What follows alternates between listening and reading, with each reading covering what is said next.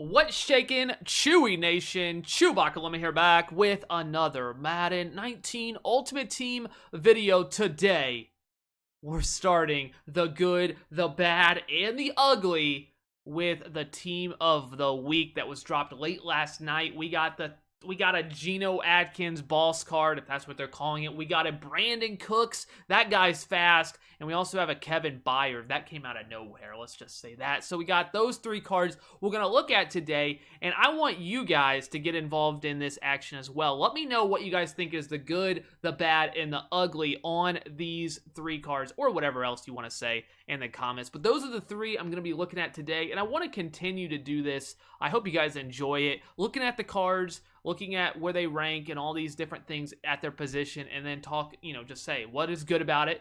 You might be obvious. What's bad about it could be obvious, and then maybe not as obvious. What is just the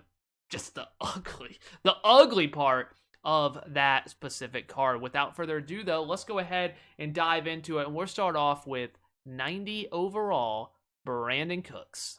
First up in the good, the bad, and the ugly is 90 overall Team of the Week, Brandon Cooks. Coming in at 47 cap, that is in 5th, only behind T.Y. Hilton, Randy Moss, Antonio Brown, and Herman Moore. The speed tied for 1st. Technically, everything should have a caveat. This is excluding power-ups. Talk about that in a minute. Jumping, obviously not his game.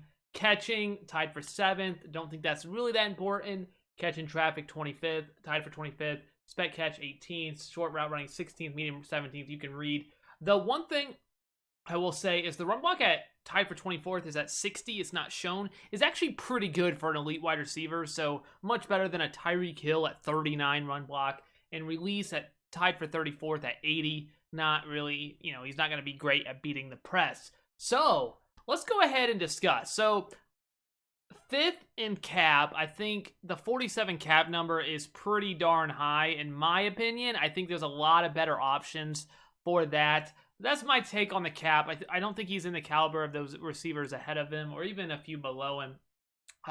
The jumping, obviously not his game. Overall, it seems when you look at this card that he's above average in a lot of things. That's, as a wide receiver, he's above average in many things with the superb speed. And that's kind of how I would describe this Brandon Cooks. Obviously, he's not tall. He's above average route runner with superb speed, which may have a place on your team. He's coming under a little under 300K right now. I do believe that's a little expensive given how I describe Brandon Cooks. Of course, that's my opinion. But the good, of course, for Brandon Cooks is the speed. 92 speed, tied for 1st with Tyreek Hill and Jakeem Grant, though Hill does have a power-up to technically get to 93. But still, Brandon Cooks is so fast and does have the route running as well. It's not superb route running, but good route running. So the good is definitely the speed combined with good route running.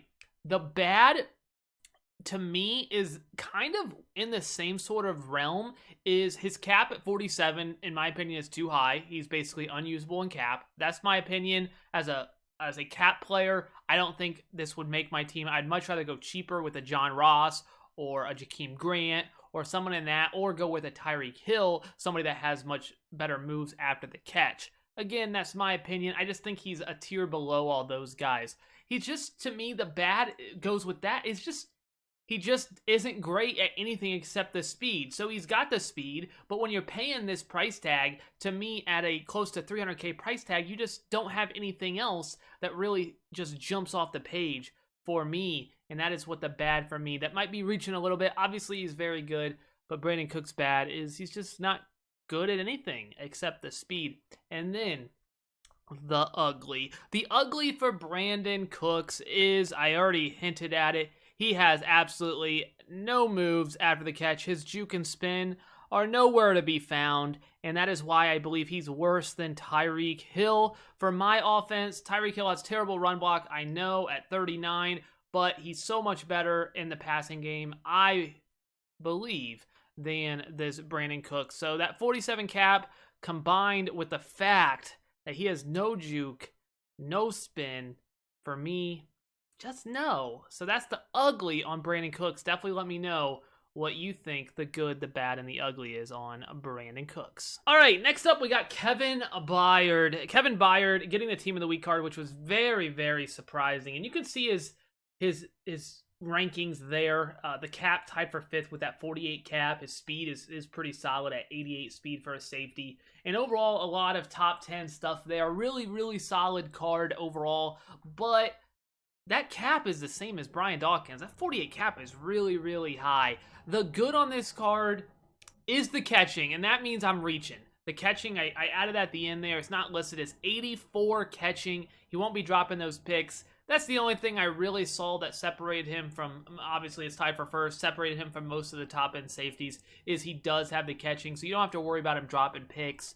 That is bad when I'm saying that's the good. Obviously, he's solid everywhere else, but that is where he separates himself. The bad, he doesn't get, if you're going to power him up, he doesn't get any red chems. He doesn't have anything in the 90s that give you a red chem. The only thing he gets is pick specialist and tip drill, which he has the catching threshold. He gets tip drill because he's a safety and he has a power up. Basically, he's able to get it. But outside of that, he doesn't have any red chems that help him out and really just comes up short in a lot of aspects there. So no red chems, powering up, and unless you're a Titans fan, it's hard to rationalize picking up this card. And the ugly, if you just compare him to Brian Dawkins, 1v1, Brian Dawkins is better than him in everything, and it's not just the fact that he's okay, Brian Dawkins is a little more expensive, he's better, okay, he's a better card. Brian Dawkins is the same cap as well at 48. So you would not even run this card in cap.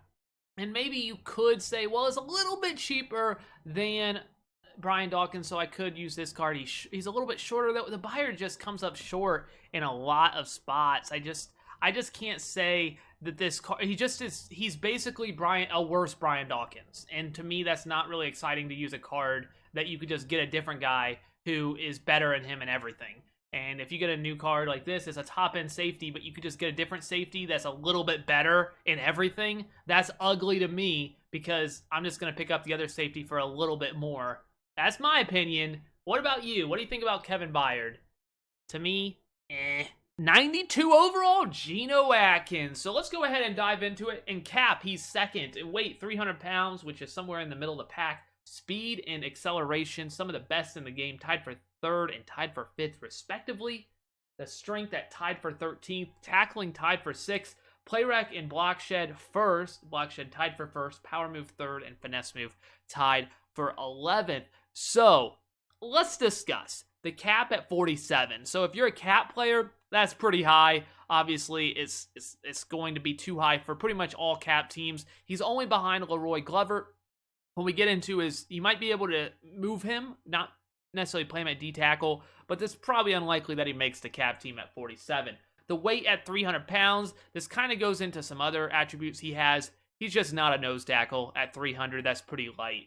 Speed and excel, he's not a nose tackle. He is a 4-3 D tackle. He's one of the best at, he's most athletic behind only John Randall. So if you move him at, if you have him at 4-3, or if you're especially sending edge heat, you can honestly put him at end at 75 speed. That's not really a liability. It's not the fastest, of course, but it's definitely not a liability when he's not the contain guy. So you could move him to end if you are playing 3-3-5 and you still want to use this Gino. Maybe you're a member of the Atkins household, or you just want to, you're a Bengals fan and you want him, or you just want, he's good. He's obviously very good. Strength at tied for 13th. Of course, it goes back to the fact he's just not the best nose D tackle in the game.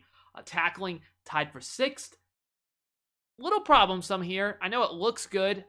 Powered up 89 tackling. No secure tackler for Gino Atkins. Play rec 1st with awareness also at 94. They're the same. I think they're the same on every card. That means he does get situational pass rusher.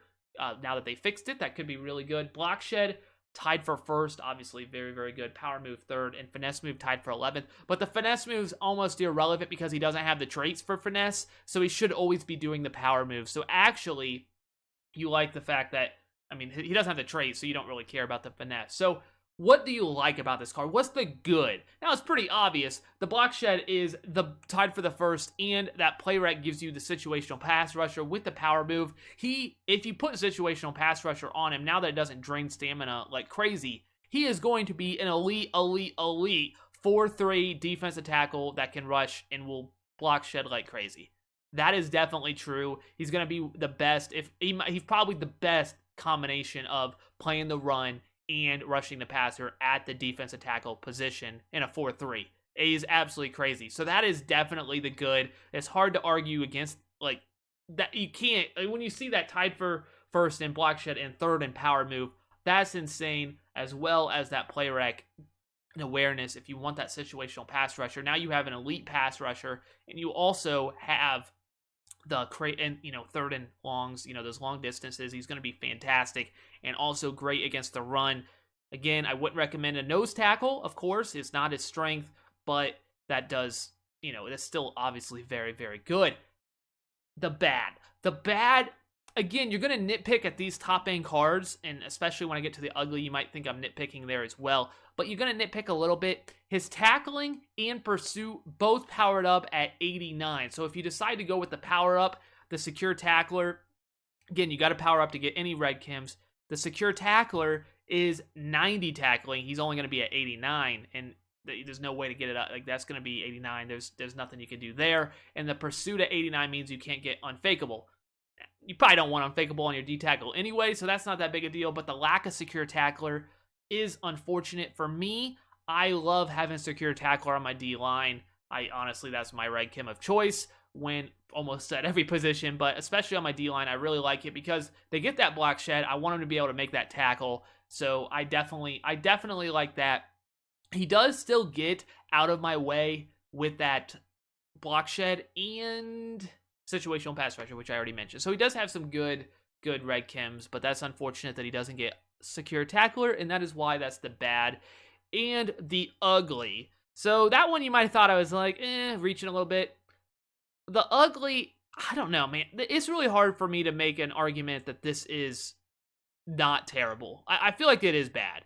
And I don't know if I'm overreacting a little bit, but his hit power is 70. He has no big hitter trait. So even though he is going to, he's going to be good, there's no doubt about that. But when you talk about ugly, for a D lineman to have 70 hit power, I feel like that's disrespectful, one. That's crazy. And even if you click on, so say you click on, he gets a hit stick, probably not going to fumble because he doesn't have the hit power. So he has no chance of causing those turnovers, which definitely does stink when you're looking at these top end cards. You want those, those big hitters. You want somebody that's going to be just elite at pretty much everything. And Gino, that is definitely where he's the weakest, is he has 0, basically, I feel like 70 hit power with no big hitter trait. He is basically useless at causing, hit stick fumbles. He's not going to, the CPU won't do it because he doesn't have the big hitter trait, and unlikely that you'll do it because of the 70. Not saying you can't do it, but against these running backs, you're probably going to want a little bit more hit power if that's something that matters to you. Now, with all that said, he's obviously crazy good. You have to nitpick when he's one of the best defense tackles in the game. So that's my ugly. Do you guys agree with that? I feel like that's what I found to be the biggest concerning factor with Gino. So let me know what you guys think. So that is the conclusion of the good, the bad, and the ugly for Team of the Week. If you want to see more of these, let me know. Should I dive into the rest of the Team of the Week? The Rising Stars came out. Not really much to say about that. We're going to get a new promo soon. We definitely are going to do it on that. So let me know what you guys want to see. Thank you guys so much. Of course, sniping will continue, especially with the new promo coming soon. That will definitely be back in full swing in a few days, I'm hoping, if the promo does come out on Friday. Thank you guys so much for the support. You guys are absolutely incredible. That's all I got. ChewbaccaLemma out.